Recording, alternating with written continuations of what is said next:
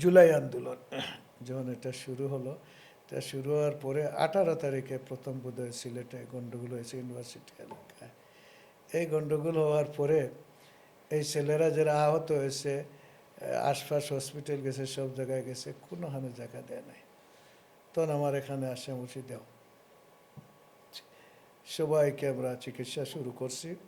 পরের দিন তো আবার তুরাবকে হত্যা করে ফেললো, হত্যা নয় তুরাব আহত। তার টেলিফোন করলো আমাকে, তার ভাই হসপিটাল থেকে, বললাম নিয়ে আসো, সেখানে নিয়ে আসলো।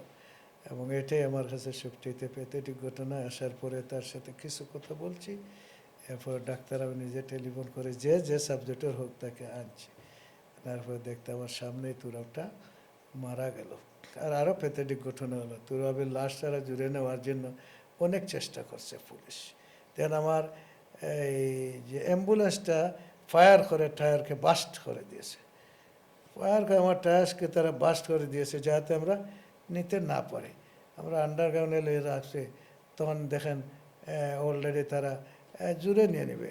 এই যে নাম বলবো না, ওদের তো কেসও আছে দেয় ওদের উপরে, ওরা চাইছে আন্ডারগ্রাউন্ডে দিত। তখন অত্যন্ত সাহসিকতার সাথে আমার সাংবাদিক বন্ধুরা সহযোগিতা করছে এবং আমরা স্টাফ সাংবাদিক, নাম বললে হয়তো একজনের আসবে অন্যজন বেজার হবে, এখানে নাম বলতেছি না, সবাই খুব বড় সাহসিকতা দেখাইছে এবং আমার স্টাফ আমরা এটা ফেস করেছি। ফেস করার পরে তার লাশটা রক্ষা করা আমাদের পক্ষে সম্ভব হয়েছে।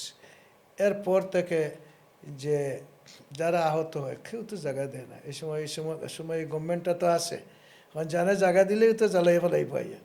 আমি চিন্তা করলাম রে আল্লাহর মানুষের সেবার জন্য করছি প্রতিষ্ঠান, আমার সামনে সাইড পিট করে লোক মরবে আর আমি সেবা করবো না, এটা হতে পারে না।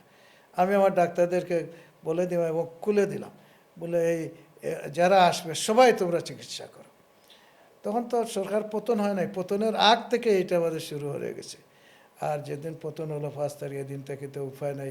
এদিন পর্যন্ত এরা জানেও না জায়গা কোথায় দেয় নাই। এখন পরে খবর পাইছে যারা এখানে হবিগঞ্জ, নবীগঞ্জ বা বানিয়াসং, সুনামগঞ্জ, যেখান থেকে যারা আছে সবাই আসা শুরু করছে, কারণ সব জায়গায় জায়গা দিচ্ছে না। তো এদিন রাত্রে আমরা প্রথমে আমার ফার্স্টটা অপারেশন থিয়েটার আছে, এটা হয় না, এবার আমাদের কনফারেন্স রুম এটা খুলে দিয়ে ফ্ল্যাট দিয়ে দিছি।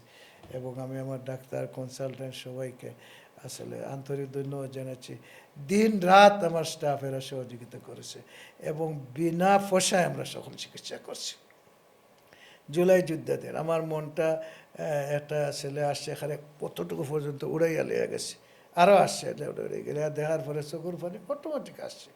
এবং আমি বলে দিচ্ছি আমার ডাক্তার জীবন সাহেব, সে ওই বিষয়ে খুবই সহযোগিতা করছে, রিং টিং লাগানোর বিষয়ে সকল ডাক্তাররা করছে। এবং আমরা প্রায় 400 থেকে 500, এর কম হবে না, এই লোকগুলা চিকিৎসা দিছি। এরপরে আরও প্রায় 1 মাস 2 মাস পর্যন্ত দিছি। এই যে পাওয়াটা যেগুলো আছে 2 লাখ 3 লাখ 4 লাখ 5 লাখ পর্যন্ত বিল আইছে, আমরা কোনো বিল রাখছি না, ফ্রি এই চিকিৎসাটা দিচ্ছি। ইবনে সিনা থাকার কারণে এটা সম্ভব হয়েছে।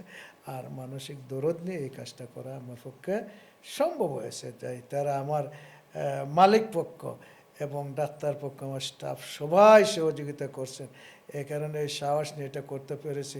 নতুবা গভর্নমেন্ট ফেল করলে তো আমরা জানি এটা জ্বালাই ফেলবে। সবাই গভর্নমেন্ট যেদিন তারা গভর্নমেন্ট তার তো ফেল করতো না, এটা জানা যে এটা হবে। এরপরেও কিন্তু আমরা এই সেবাটা এই গভর্নমেন্ট ফেল করার আগ থেকেই দেওয়া শুরু করছি এবং শেষ পর্যন্ত এখন পর্যন্ত দিচ্ছি। এখনও আসার পরে তো এটা ফ্রি দিয়ে দিই।